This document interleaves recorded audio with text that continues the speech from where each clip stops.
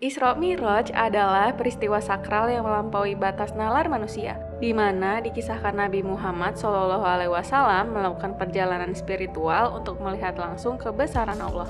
Momen menakjubkan ini sejatinya hanyalah dapat diterima akal manusia melalui keimanan semata. Meski demikian, dalam benak kita pasti muncul pertanyaan, bagaimana sih cara Rasulullah menembus dimensi waktu?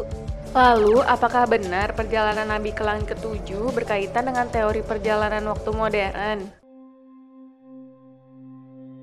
Peristiwa Isra Mi'raj merupakan perjalanan agung Nabi Muhammad menuju langit ketujuh untuk menerima perintah sholat dari Allah. Di malam tanggal 27 Rajab, Nabi Muhammad bertolak dari Masjidil Haram menuju Masjidil Aqsa. Lalu dilanjutkan ke Sidratul Muntaha yang merupakan batas akhir dari langit ketujuh. Sebuah batas di mana tiada satupun makhluk yang bisa melewatinya. Dalam perjalanannya, Rasulullah diperlihatkan mengenai gambaran umatnya kelak, serta gambaran surga dan neraka. Dan dengan kuasa Allah, Rasulullah juga bertemu langsung dengan nabi-nabi terdahulu.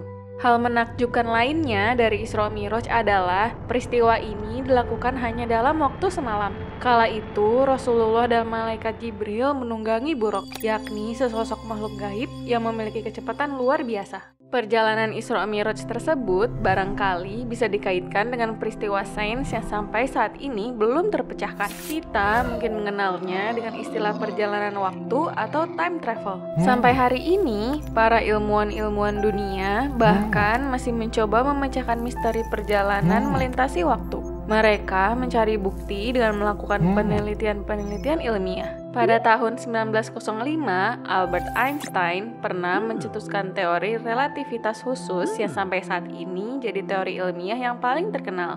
Di dalam teorinya tersebut, Einstein menjelaskan bahwa saat sebuah objek melintasi ruang waktu pada kecepatan yang mendekati kecepatan cahaya, maka waktu akan bergerak lebih lambat di sekitarnya. Persamaan antara peristiwa Isra Mi'raj dan teori relativitas adalah keduanya sama-sama membahas perjalanan dari bumi ke dimensi lain, lalu kembali lagi ke bumi, dan kecepatan cahaya adalah faktor utama untuk menembus waktu.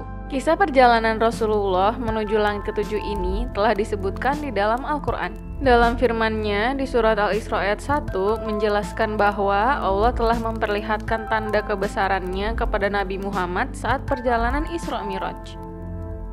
Sama halnya dengan ayat yang disebutkan tadi. Di dalam ayat suci lainnya, Allah juga berkata bahwasanya Nabi Muhammad telah melihat sebagian tanda kekuasaan Allah yang mana tidak dapat digambarkan. Melalui keterangan ayat-ayat suci tersebut, sesungguhnya Allah telah memperlihatkan tanda-tanda kebesaran-Nya, di mana tidak ada satupun manusia yang mampu menandingi Sang Kholik. Hanya Allah lah yang pantas untuk disembah. Di antara hadis sahih yang menyebutkan kisah Isra Mi'raj, terdapat hadis yang direwayatkan oleh Imam Muslim. Rasulullah bersabda bahwa ketika dalam perjalanan Isra Mi'raj, ia menunggangi buraq, hewan gaib ciptaan Allah yang memiliki kecepatan luar biasa.